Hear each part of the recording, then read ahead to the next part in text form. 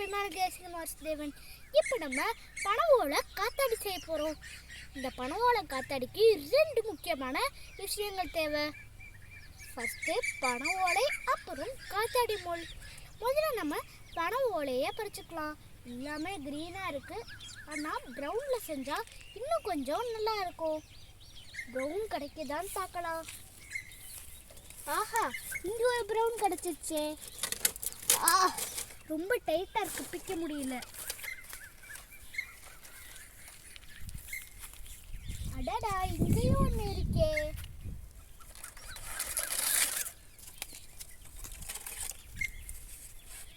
ஒரு வழியா நம்ம பனை ஓலையை பறிச்சாச்சு. காத்தாடி முள்ளு பறிக்க போலாம். காத்தாடி முள் மரத்தை அங்கே இங்கே நனைஞ்சு கஷ்டப்பட்டு கண்டுபிடிச்சாச்சு.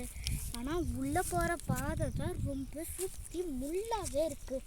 இருந்தாலும் உள்ளே போயிட்டு வந்துடுவோம்.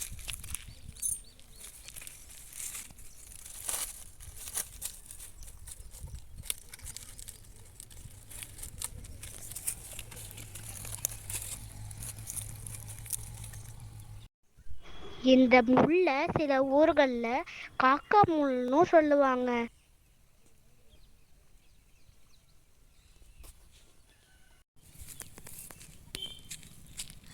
அப்பா, ஒரு வழியாக பல கஷ்டங்களுக்கு நடுவில் இந்த காத்தாடி முள்ளை பறிச்சுட்டு வந்தாச்சு. இதை நீங்களும் பறிக்கணும்னா கூடயே பெரியவங்களை வச்சுக்கிட்டு பறிங்க. பறிக்கும்போது ரொம்ப கேர்ஃபுல்லாக பறிங்க. இந்த முள் மட்டும் கொத்துச்சுன்னா ரொம்ப பெயினாக இருக்குமா. இப்போ நம்ம 2 ஓலை இந்த மாதிரி ஒரே சைஸில் வெட்டி எடுத்துக்கணும். அதுக்கடுத்து இந்த மாதிரி நகத்தை வச்சு இதில் லைட்டாக இந்த மாதிரி கிடிக்கணும். அதுக்கடுத்து இன்னொன்று அதே சைஸ் ஓலையை பின்னாடி திருப்பி இந்த ஓட்டை வழியாக இதை இப்படி விட்டு இன்னொன்று ஓட்டை வரும்.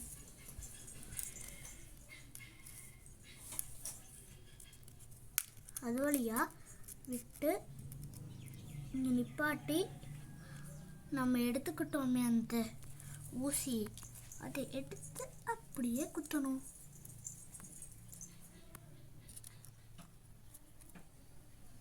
அதுக்கடுத்து இதை இந்த மாதிரி ஸ்ட்ரைட்டாக வச்சுக்கிட்டு இந்த மாதிரி ஒரு குச்சி எடுத்துக்கணும். குச்சி எடுத்துக்கிட்டு அதுக்குள்ளே இந்த முள்ளை அப்படியே அமுக்கணும். அவ்வளோதான், காத்தாடி ரெடி. இப்போ எப்படி ஓடுதுன்னு பார்க்கலாமா? எப்படி சூப்பரா சுத்துதுன்னு பாருங்க.